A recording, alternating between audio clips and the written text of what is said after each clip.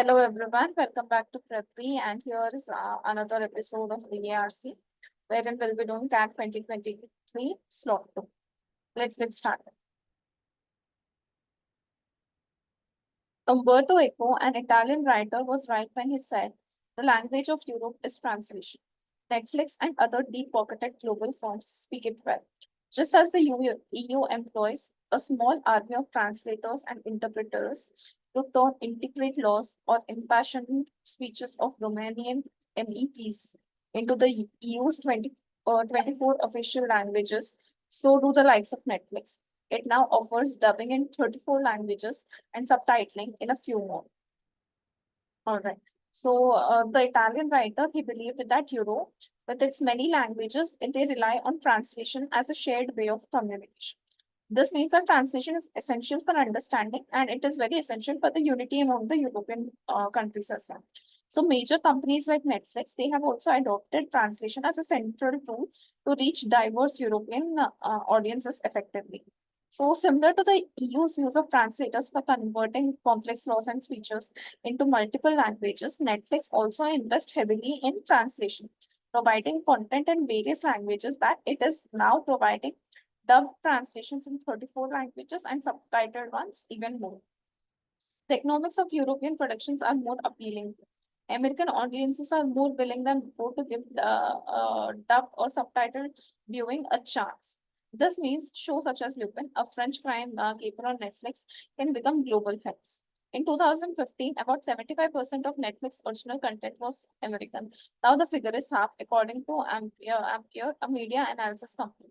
Netflix has about 100 productions underway in Europe, which is more than big public broadcasters in France or Germany. So European content is becoming more financially attractive as well now, potentially because of the lower cost or economic incentives that they give. So audiences in the US, they are now very open to watch all these shows with dubbing or subtitles, which supports global popularity for foreign content. So shows, they have mentioned few shows that can become a global hit because people are willing to watch content in more languages, right? In 2015, the majority of Netflix content was American made, but now only about half is American, showing a shift to all these global productions. Netflix is currently involved in producing around 100 productions in 100 European projects, and now they are surpassing the production levels of major broadcasters in countries like France and Germany. Not everything works across border. Comedy sometimes struggle. Woodnuts or and bloodthirsty maelstroms between arc Romans and uppity tribesmen have more universal appeal. Some do it better than others. Barbarians aside, German television is not always built for export, says one executive being polite. A bigger problem is that the national broadcasters still dominate. Streaming services such as Netflix or Disney Plus account for about a third of all viewing hours, even in markets where they are well established. European is an aging continent. The generation of teens staring at phones is outnumbered by their elders who prefer to bark at the box. So they are saying that certain genres or types may not always work well globally. Comedy can be challenging because sometimes it refers to the specific cultural references that may not resonate with the international audience. Mystery, crime, action, these genres they tend to attract audience worldwide. So different countries and production teams vary in how well they make content appealing to the global audiences. So the executive, one of the executive is being very politely, and they are saying that German television shows, they are not very designed to, international appeal. So now, what is the bigger problem? Despite the rise of streaming services, traditional national broadcasters are still way more popular. Even where streaming is popular, such as Western Europe, traditional broadcasters they still account for a significant share of total viewing time. And Europe is an aging continent, and your older Europeans still favor watching traditional TV over younger people who consume content primarily on mobile devices or Netflix and all of that. In Brussels and national capitals, the prospect of Netflix as a cultural hegemon is seen as a threat. Cultural sovereignty is the watchword of European executives worried that the Americans will eat their lunch. To be fair, Netflix content sometimes seems stuck away in an uncanny valley, sometimes in the mid Atlantic, with local works stripped down. Netflix originals tend to have fewer specific cultural references than shows produced by domestic rivals, according to Endo's market analyst. The company used to have an imperial mode of commissioning with executives in Los Angeles, cooking up ideas French people might like. Now Netflix has offices across Europe, but ultimately the big decision rests with American executives. This makes European politicians nervous. So there is still tension. European political leaders they worry that Netflix could dominate and influence European cultural excessively, cultural sovereignty or design to, or the desire to maintain control over local culture is a priority for European executives who fear that American companies will overshadow European media. And Netflix attempt at global content can sometimes be very bland, very generic, as it tries to avoid some specific cultural references to appeal to a broad audience. And unlike local shows, Netflix originals, they often lack the cultural specific elements that make the domestic shows very unique. So previously, Netflix creative decisions were made centrally in Los Angeles with less input from local creators. Netflix has, however, expanded their presence in Europe, despite all this, everything is controlled by the American executives, which makes European politicians nervous that their culture is not being recognized well, or they are threat. They should not be. An irony of European integration is that it is often American companies that facilitate it. Google Translate makes European newspaper comprehensible, even if a little clunky for the continent's non polyglots. American social media companies make it easier for Europeans to talk politics across border. They do not always like to hear what they say about each other is another matter. Now Netflix and Friends pump the same content into home across a continent, making culture a cross-border endeavor. If Europeans are to share a currency, bail each other out in times of financial needs, and share vaccines in a pandemic, they might need to have something in common, even if it is just the binging of the same series. Watching fictitious Northern and Southern European tear each other apart 2000 years ago, it's doing it. So in reality. The author is saying that the European politicians should not be concerned. It is very ironic that American companies they facilitate connecting Europeans, right? Google Translate, although sometimes imperfect, they allow Europeans who don't speak multiple languages to understand the foreign media. American social media platforms they provide a space where Europeans from different countries can discuss politics and other issues.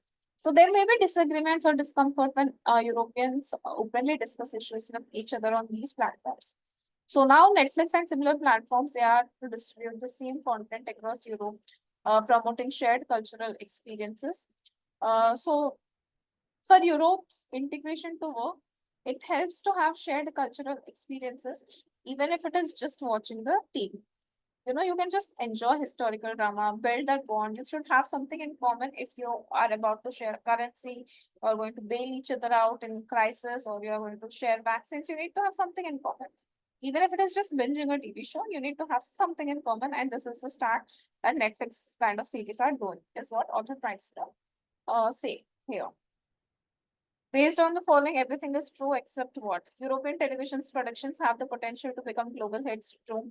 Only half of Netflix original programming in the EU is now produced by America. Given national broadcasters dominate in the EU in terms of total television viewing hours, yes, domestic का ज़्यादा है बोल रखा है. Netflix has been able to transform itself into a truly American entity. No, and now this power still lies with American executives. The author sees the rise of Netflix in Europe as an unifying force. Yes, a looming cultural threat to बिल्कुल नहीं बोल रहा है. Filling an entertainment gap. It's more than just the entertainment. An economic threat के बाद. It's a unifying force, uniting people, right? Which one of the following research finding would weaken the author's conclusion in the final paragraph? The final paragraph talks about something should be there to unite people, and the European politicians should not be nervous because American platforms they unite the Europeans. Research showed that has been gradually losing market share to other streaming television service providers.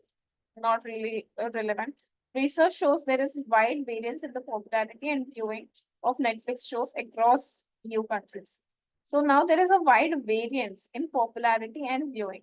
If there is a variance, how will you unite people? We'll hold on to this.